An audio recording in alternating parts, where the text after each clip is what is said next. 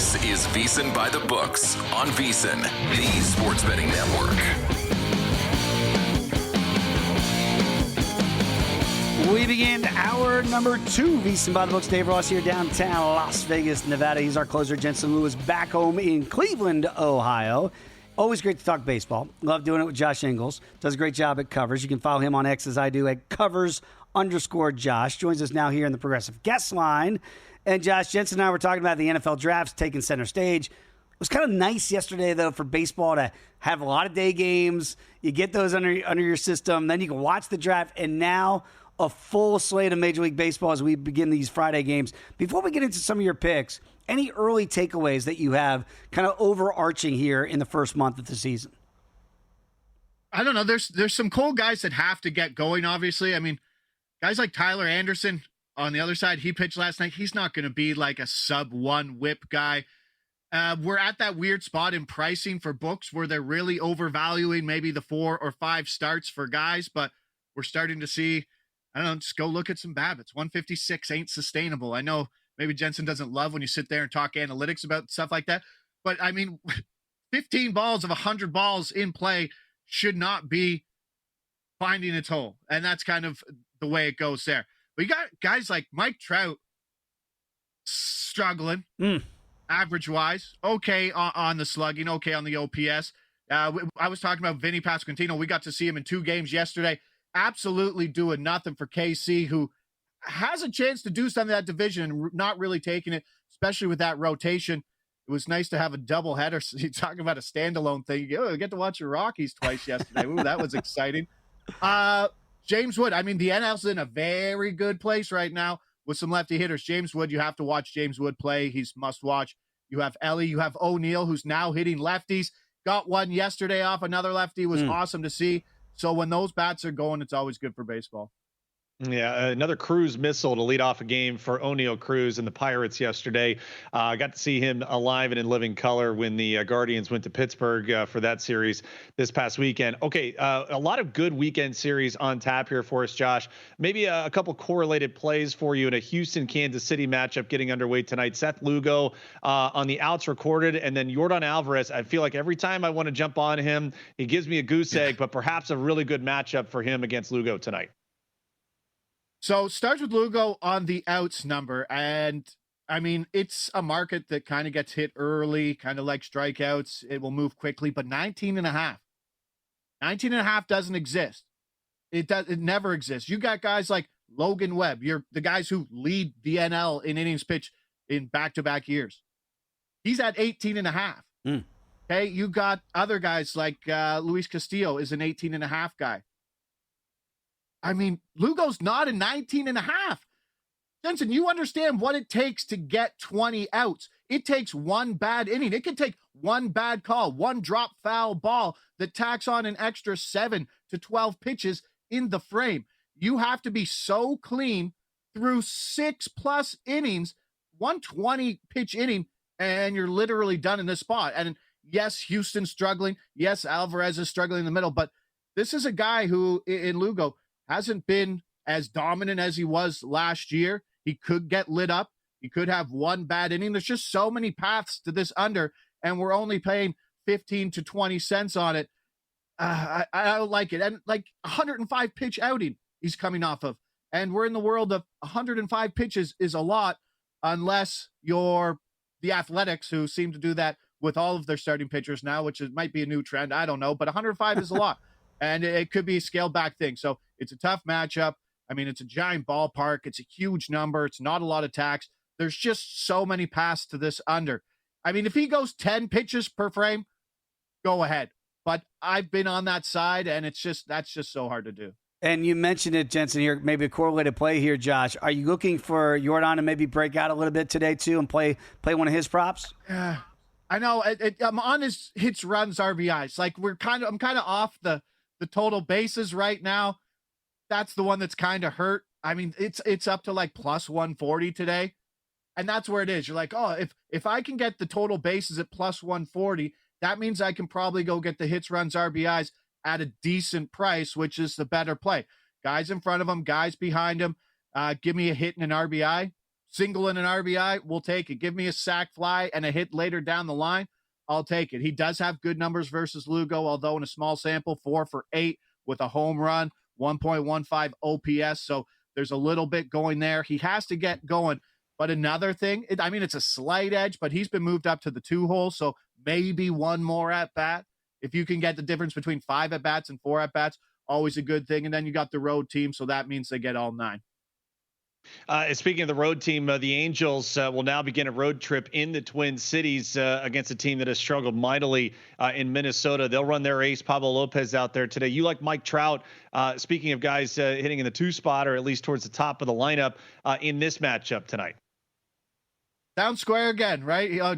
Alvarez overs, Trout overs. It's like you're walking right into it to 2 guys who aren't hitting 220. I get it. But let's be honest here.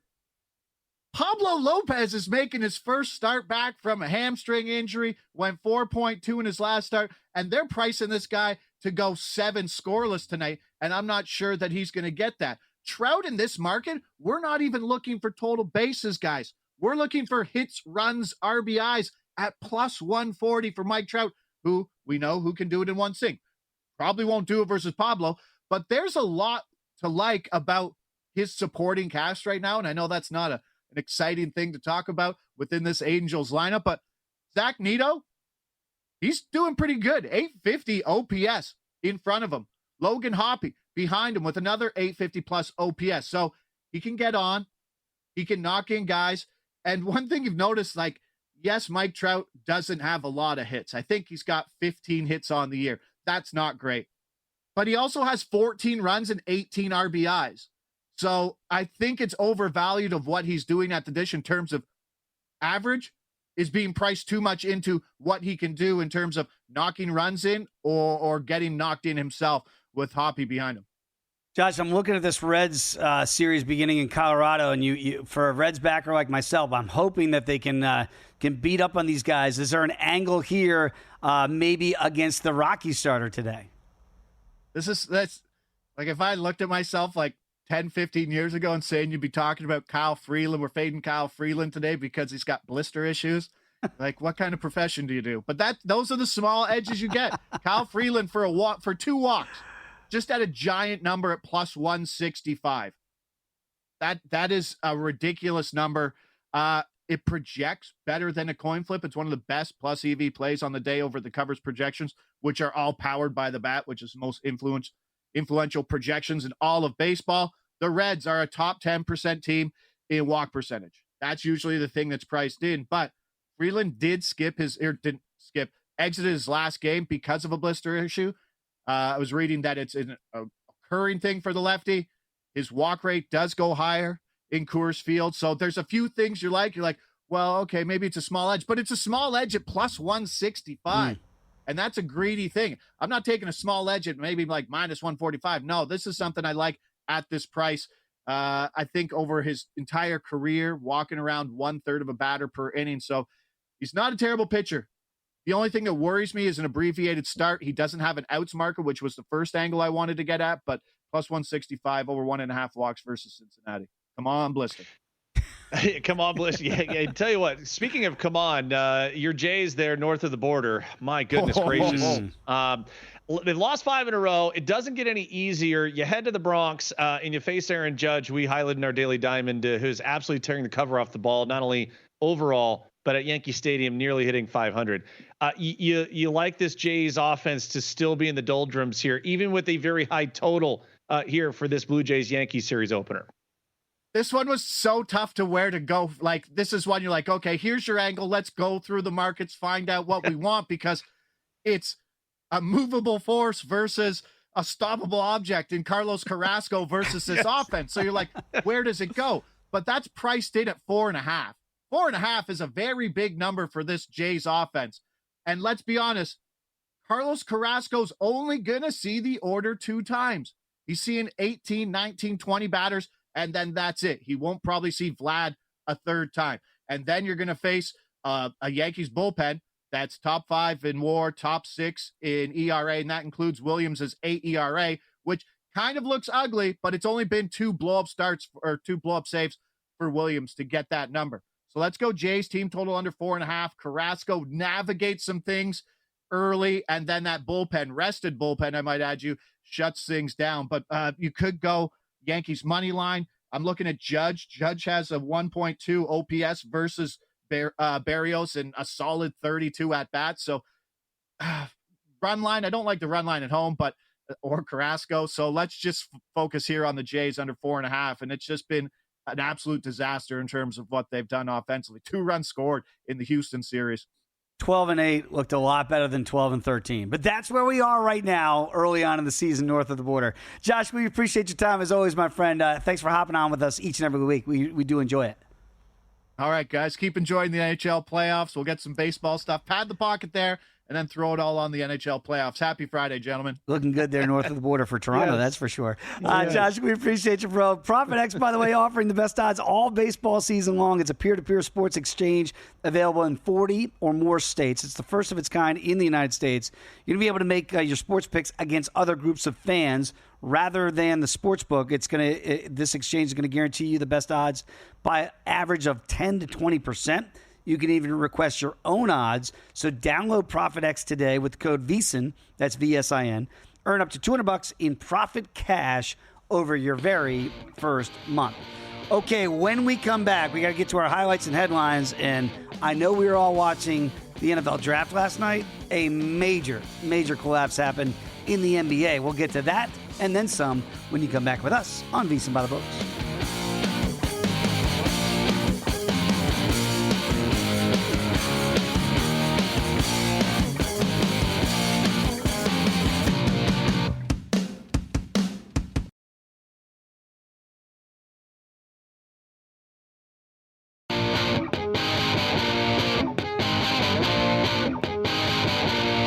You're tuned in to VSiN By The Books, right here on VSiN. Great conversation with Josh Inglis in the last segment talking Major League Baseball. Going to talk a lot more NFL draft as this show goes on. I think we have set a record, Jensen. We've gone an hour 15. We haven't said Shedeur Sanders' name once, have we? That's because we're disciplined and we're professionals.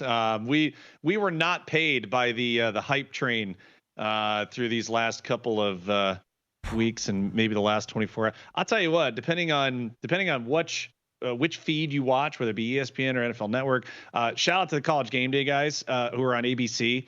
It was great to get Coach Saban and their reaction. I mean, again, they live, these guys day in and day out from the college side. It was awesome to hear that. Mel Kiper really wanted Shedeur Sanders to be drafted, huh? Apparently so. And like I was going to say, we didn't mention him because he didn't get drafted in the first round, but the four-letter network, they'd mentioned him all night long. And I was watching the NFL network feed. I thought they did an excellent job as well. And I did not get the consternation, but our own producer, Brandon Valesky, was watching on ESPN, and I just said, should I flip over? No, you should not flip over. And when I did flip over, I'm not kidding you, after the Steelers didn't take Shedeur at 21, all the talk was, it wasn't about the pick.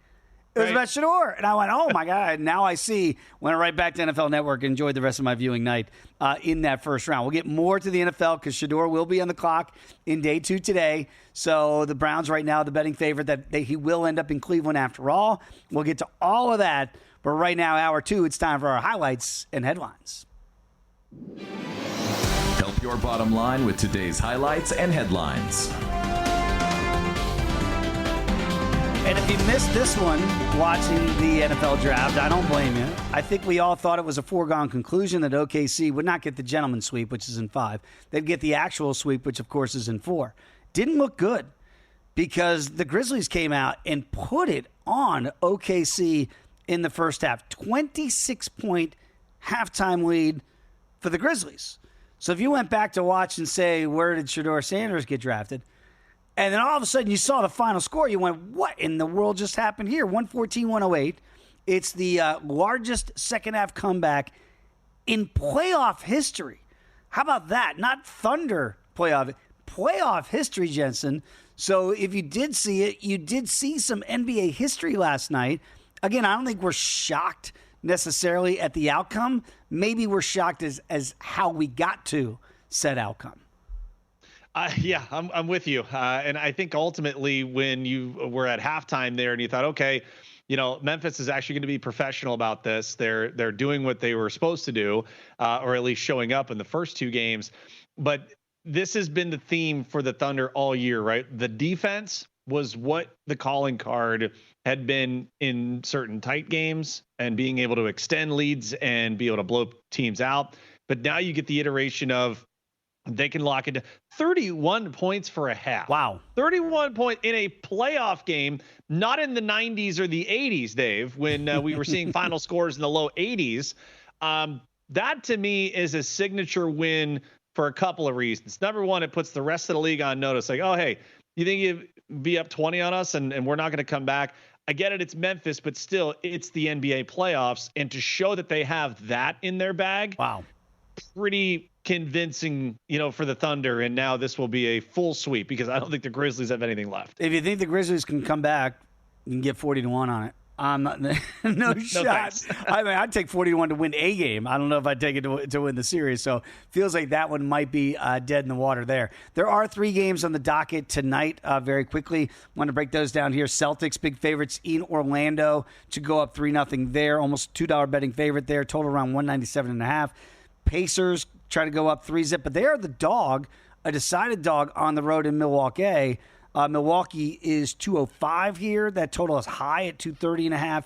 And then the Lakers T-Wolves all knotted up at 1. Right now, T-Wolves back here, game 3 tonight. $1.48 betting favorite. Lakers come back there is plus $1.24. And that total is sitting at 205.5. What do you make of the Pacers quickly? That's a rather significant dog here. Do we expect Milwaukee to kind of hold serve now that Dame Lillard is back in the fold? Yeah, so looking at it, I think right now I'd be with your Bucks. I do like the 5 right now. How about this? 47% of the bets, 88% of the handle. You can still find a number. You can still find a 5 at DraftKings. 5.5 we're showing here via Circus. So if you want to lock that in, I would lock it in now. I'm going to go do that here in just a moment. I do think the Bucks end up finding a way to get someone outside of Giannis, and maybe it's a couple of people, maybe it is Dame, but to be able to not only get some outside scoring, but also kind of shut down, Halliburton and Siakam, right? They have yet to have really an answer for Siakam, but I think they get it done. I think that Giannis continuing to be just a robust force in and of himself gets some help here, and the Bucks finally get a convincing win in the series. Lakers and T-Wolves, again, that's 3 for the way the T-Wolves here, and 205.5. Lower total there, Jensen, which means we saw how low scoring that game 2 was. Defense is kind of at a premium, 197 in that Celtics Magic game tonight as well. Could the offenses open up, or is it's just going to be tight, and this is like, man, whoever gets that 2-1 lead in this series feels like they're going to be in the driver's seat? I do like the T-Wolves tonight. I'm debating whether to lay the 3 or just the school of Matt Humans, just take that $1.48. Yeah. Currently on the money line at DraftKings. Just when you think about where the T-Wolves are and being able to play at home the way that they have, I do like for them to kind of limit Luka, and maybe they do, for LeBron too, because we have seen a top 5, top 6 defense, home court. I think they were 9-2 if I remember correctly. The T-Wolves were down the stretch at home, so it's been a place where they have defended the home court. I think they do get it done tonight. Just a choice for me between the spread at 3 or the money line price. I think that's all it left, but I do believe the T-Wolves are the side tonight. It's something, as you mentioned, that Matt talks about a lot in the network. I know Wes Reynolds does as well. They'll play those shorter money line prices rather than laying the small numbers. And people go, well, why wouldn't you just lay the small number at $1.10 or $1.12 in this price point? Man, you saw it in the Knicks game last night. If Jalen Brunson doesn't hit that free throw with under a second to go, all of a sudden, if you laid 1.5, you're going to lose that wager. But if you had him on the money line, you're going to win that unless, barring a missed free throw, throw it, all the way down the court and hit it. So I think there is some method to that madness of playing the bigger money line price inside of 3 points, if you will, and having maybe that peace of mind, Jen, of just win. And I don't have to worry about this foul stuff down the stretch here. But I feel like you're still going to be able to win the game if you're Minnesota tonight. I think it's a great spot to do it. And again, depending on, your bankroll and what you value here, you and I are in the school of it's a win. Get it across the line. and just be smart about it. There are times to be a bit more aggressive. I think that's probably where I'll be with the Capitals yet again. I'll go back to the well, and I'll take that puck line north of $2. But I also how many times have we seen the NBA? Those possessions that don't matter at the end of the game, they certainly do in our world. And that's probably where if you want to be more conservative, just swallow a little bit more juice for the money line price, and you'll feel much better if that thing goes to be a deficit of 2 or less. 3 games on the ice tonight. Going to have Jonathan Davis here in the next hour to help us break it down. But you do like the Caps tonight. They're small favorites on the road north of the border against the Canadiens. Minus $1.20 there. On the puck line, you can get plus 205 for Washington. Total here of 5.5. You like the Caps maybe at that small money line price? I think they come back offensively and are able to kind of get some consistency early. And, hey, listen, goaltending for Montreal has been phenomenal, right? They've been really good. It's a big reason why they're in this series, and it has been as hairy as it's been into those third periods. But I do think the Caps find a way. It may be late yet again. I hope that it's not 0.7 seconds that I got to sweat all the way to the end. But a win is a win is a win. So, yes, I do think the Capitals get it done by 2 or more tonight. One game I've really got my eye on, and maybe a series price too, and I know JD, again, we're going to have on, gave us the Kings in pocket, and boy, doesn't that look like a great pick right now. But if you wanted to dip back in on Edmonton, I feel like this might be the time to do it. I like them tonight, laying the $1.42 here. But I also will be on the puck line here to plus $1.80. If they can't muster this one up, it might be that sweep coming here. I do think Edmonton gets back on the good foot tonight against the Kings. What do you make of that matchup tonight? And the other one is the Devils against the Hurricanes here. And right now, New Jersey is a dog at home, $1.42. Hurricanes minus $1.70 on the road here. Yep, definitely with you on Edmonton tonight. I think that is the side. Won't be an official play for me as of right now, but do believe that's your idea, and it is well warranted that if you're going to get back in, this is the time to do it. You want to be able to limit opportunities for the Kings, and I think they get an opportunity with that. Your Devils, though, I think it's intriguing on a puck line, perhaps at plus 1.5. That might be the way to go. If you think Carolina is just, again, not that it's been a boring series. They've just done what they've been supposed to do. And that's all you ask of teams that you feel good about advancing deep in the Stanley Cup playoffs. Yeah, they don't ask how. They just ask how many at the end of the day. Can you get to 4 and then move on? We're going to talk much more NFL draft, obviously more puck as well. But again, if you have not signed up to become a VSiN Pro subscriber, do so. $59. Going to cover you all the way through August 1st. All you got to do is go to VSiN.com/subscribe. Betting systems, expert analysis, daily best bets, exclusive betting splits. It's all there for you. $59. VSiN.com/subscribe.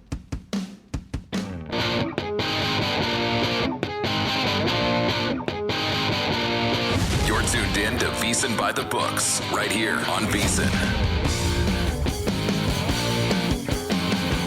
We continue the Friday edition of VSiN By The Books. Dave Ross and Jensen Lewis here with you. Going to have Lou Finicaro and JD Jonathan Davis in hour number 3 coming up. Talk UFC Kansas City. Really sneaky good card. Hopefully we checked out our breakdown here in hour number 1. And then Jonathan Davis will break down the night on ice with some big matchups tonight. 3 games in tap in all. Also want to give a shout out to Jamie Levia, who tweeted at us. We were talking about the most wins in April.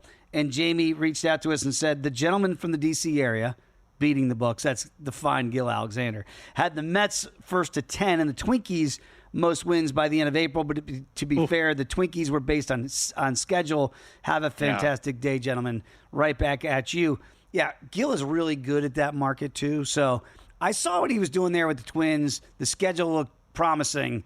They have not been very promising so far. And, boy, the Mets, very close to first to 10, as we saw. But yet, the Mets might be the team to get there at the end of April with this hot stretch right now. Winners of 7 in a row, the most in Major League Baseball. We'll give you our picks next week for May.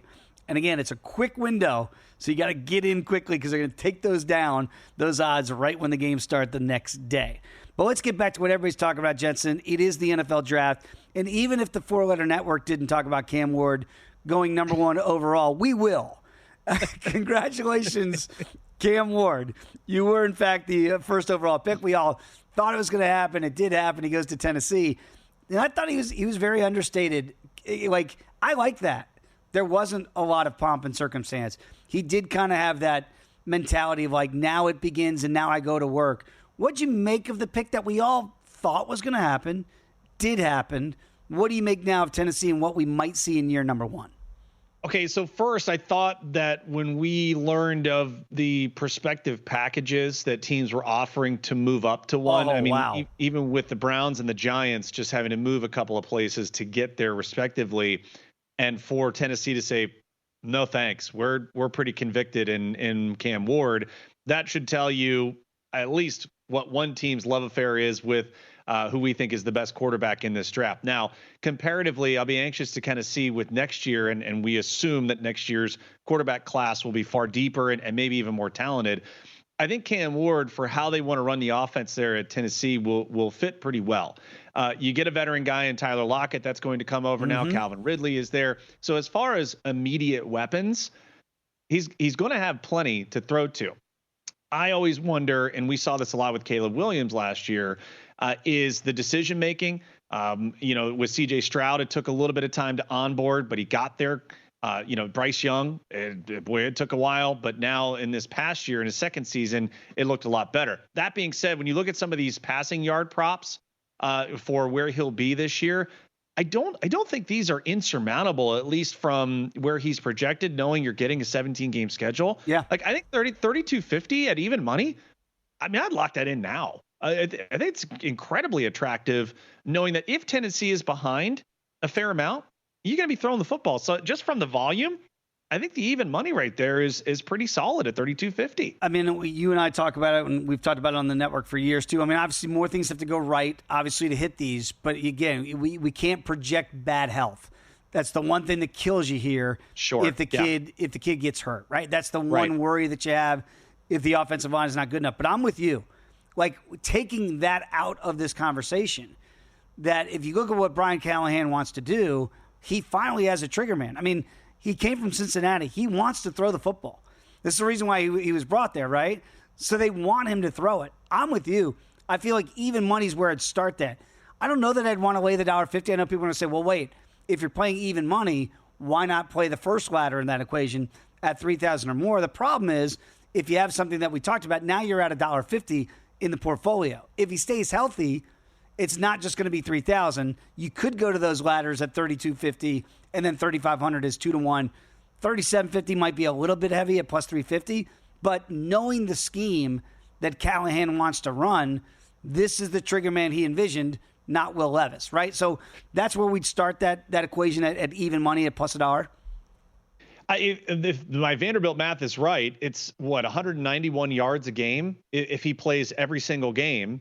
What did he average in college? I feel like 250 something. Either way, that jumped out to me right away. Yeah. Looking at the even money part, like, that doesn't feel insurmountable. And even further at 3,500 at 2-1. I think that's just another 15 yards a game, right? 206, I believe, is where it is. And if you want to jump all the way up to 3,750, that's 221 yards. Again, tough for a rookie, but if he's elite, go back to, and I don't want to make any comparisons, like the whole Cam Ward to Patrick Mahomes. Like, come on, Get out of here. I'm thinking of a rookie quarterback. So remember Andrew Luck, okay? Came in 2012, right? Mm-hmm. Comes out of Stanford's offense. I believe he had 4,300 yards in 2012. So thinking of how that broke down with one fewer game. Sure. We know Cam Ward's going to run a bit more, but I'm just thinking of rookie quarterbacks that can get the ball where they want to. The accuracy issues are better.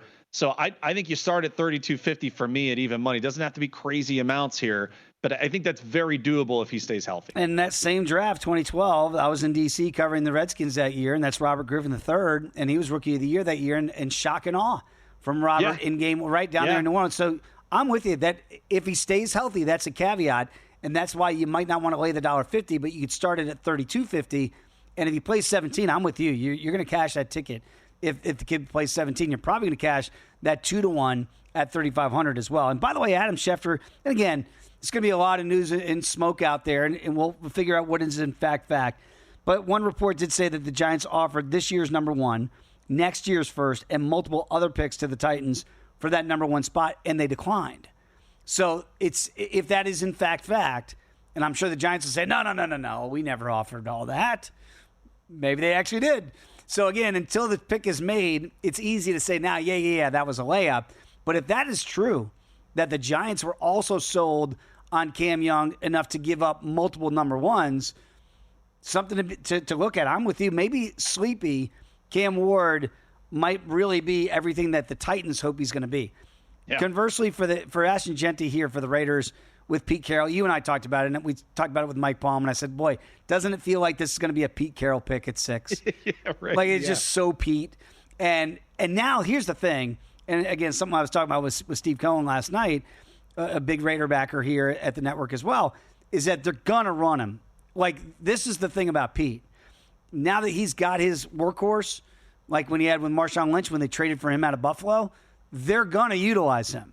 So I know he's more of a home run hitter here, but where would you start the possible betting layered numbers for Jeanty? Yeah, go right to 1,000. I know you got to lay a little bit at $1.75, but that's what, 59 yards a game, right? I mean, you would believe. And now, all caveats here, right, with the offensive line for the Raiders. They did get Raheem Mostert, the veteran, to come over, so it may be a bit of an onboard, but you don't take him at 6 unless he's a bell cow for you. So 1,000 feels pretty manageable. 1,100 at minus $1.10, so that's 65 yards per game. I think that we have it. And also let's look at glass half full or fuller. If something happens to Mostert, has been injury prone, I mean, you're adding more to Jeanty's plate here. And so that escalator, ends up only going. So if you want to get to 1,300 plus, Dave, that's 76 yards a game. Just for a perspective, I believe when Pete Carroll's at the Seahawks, they averaged 140 yards on the ground. Hey, divide that up between if they do want to do a two-headed attack there with Mostert. Sincere McCormick is in there again. If any injuries happen behind Jeanty there, gosh, these feel very manageable. Just thinking about what your average per game needs to be, barring injury. Right there with you. This feels like a green light go special. This is going to be a short play for Rookie of the Year this year. Pete's going to work the kid, and I think we've seen it in his track record. This is why they made the pick. It's not to, as you pointed out, it's not to get Mostert half the carries. They want this kid to shine. Travis Hunter, now he's going to be a member of Duval down there at Jacksonville after they trade up to 2 to get him. When you look at his receiving yards, and again, they're saying he's a two-way player. We'll find out, because that would go into the handicap for Travis Hunter if he really is a two-way player. I wouldn't want anything above the 700 plus, and I'm still happy to get plus $1.25 there. So that means 41 yards a game, I believe, is what he would get. Now, just remember, he's probably wide receiver 3, knowing Brian Thomas Jr. and Gabe Davis, who they brought in. Even Brenton Strange, the tight end, could take away a couple of targets. So, he wants to play both ways. How many physical snaps does he get offensively to even be on the field to get the targets necessary to try and get there? So 700 is only the number that would be attracted to me at this point. Once again, agreed. That would be the trepidation. If he's really pushing to play corner, or is he corner first and then wide receiver second? Is he wide receiver first, corner second? They got to figure that out. But they don't move up to 2 unless they had that conversation. So whatever internally they've decided. But I think Cleveland got off the hook a little bit on that. They don't have to worry about that conversation anytime soon. Edge Boost, it's the first ever bank account that's built just for bettors. Right now, you don't have to worry about your gambling transactions. They're always going to be approved. You're going to earn cash back rewards, 100% approval. Sign up today, edgeboost.bet, and use the promo code BOOK. That's edgeboost.bet.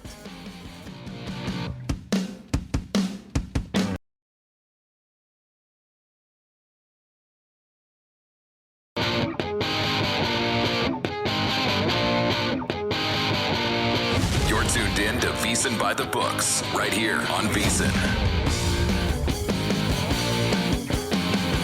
Cannot wait for UFC Kansas City. We'll talk about that in the next segment to begin hour number 3 with Lou Finicaro. Talk some more NHL Stanley Cup playoffs with Jonathan Davis. So a big hour number 3 still ahead here on VSiN By The Books.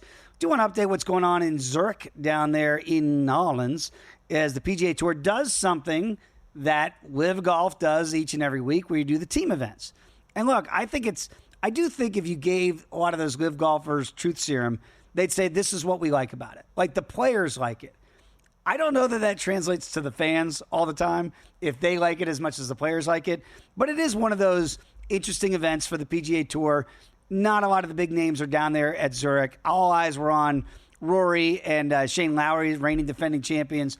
But last year, Jensen, I actually think because Rory was not winning with the regularity he has been winning with this year, that it actually kind of meant something to get back in those good graces, get back in that winning circle. Not a great opening round for those guys. And again, if you want to get a bite of the apple now, they were what, plus 360. Now they've almost doubled that to plus $7. Okay, you can. But Jensen, you and I kind of theorize they might just be having a good time down there in New Orleans, right?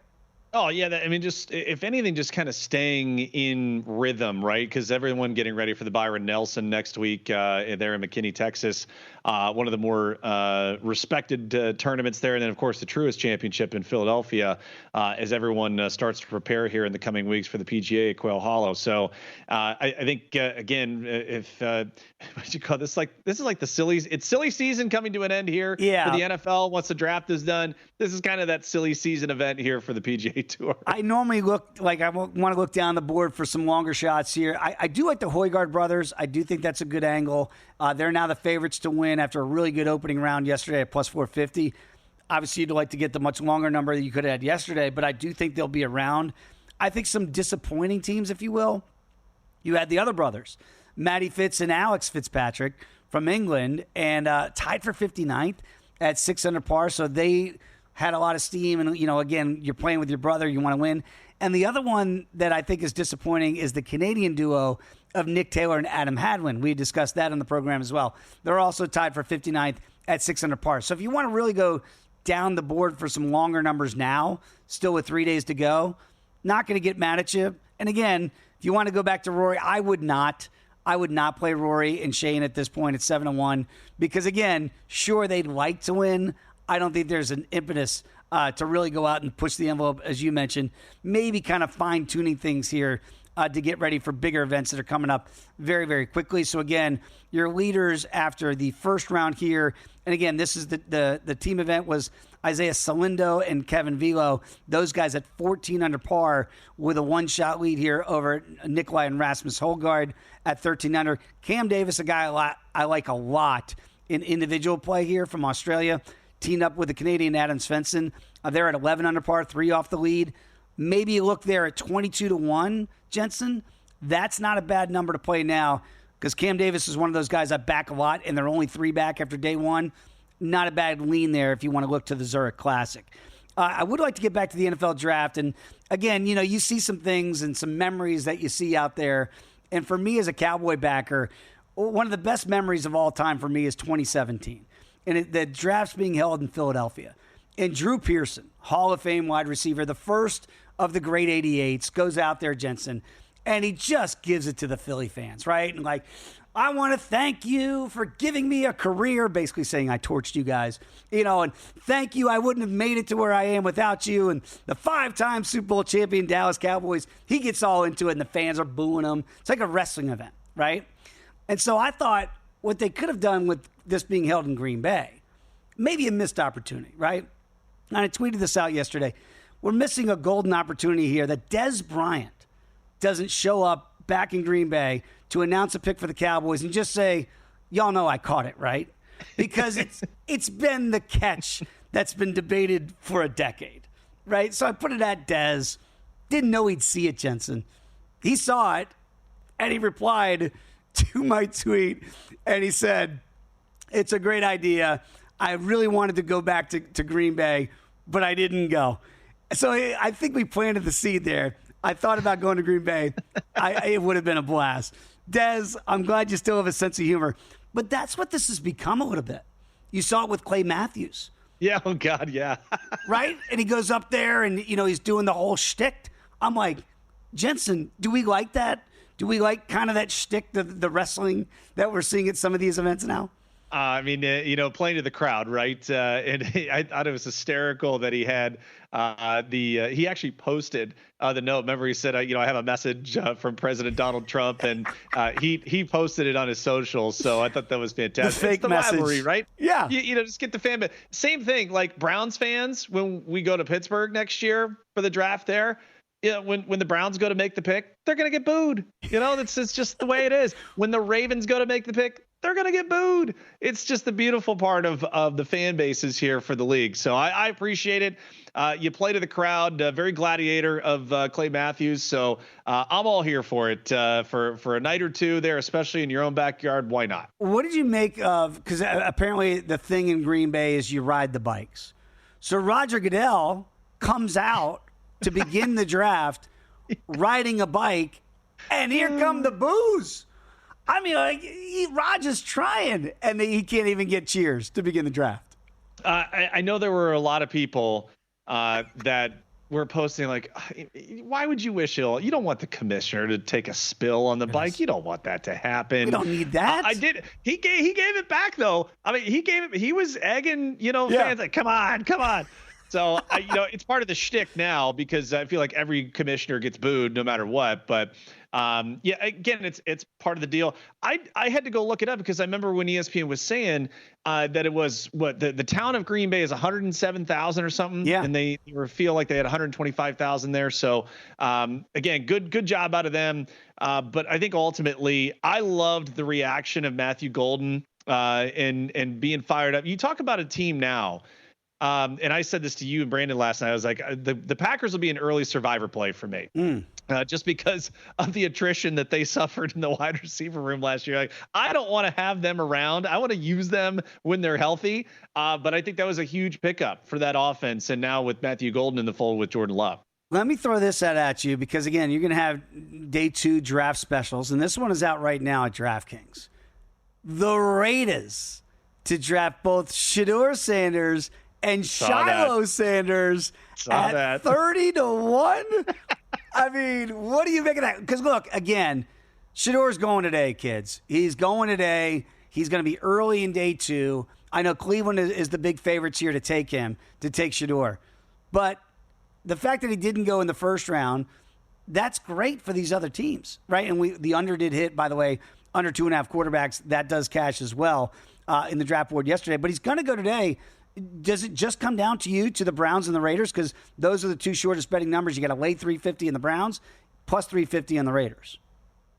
Yeah, so at 33, because I know a lot's been talked about with Jalen Milroe too. And is that where you go at 33?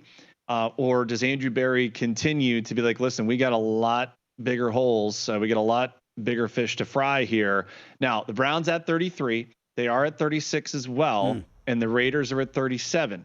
So, if the Browns don't take him at 33, do the Raiders try and leapfrog? Because we know that the Texans and the Titans, who are next at 34 and 35 respectively, and neither of those clubs need Shedeur Sanders. So is it where the Raiders want to jump up there and be able to take him? So anxious to see, my friend. There's not. The Bears don't need anything. They've got a couple of picks here in the top 10 of the second round. Yeah, I think that is probably the intrigue is what's the overreaction of where he gets drafted? Not a matter of when, but what's the overreaction where he gets drafted? The other quarterback that did go, of course, was Jackson Dart. When the Texans traded that pick to the Giants go back in to get him. That means Houston is the only team that has not made a pick yet. So when you go to DraftKings, it's the last positional market that you can bet. And right now they are the favorites to draft an O-lineman at minus $1.55, wide receivers 3-1, D-line and edges plus 550.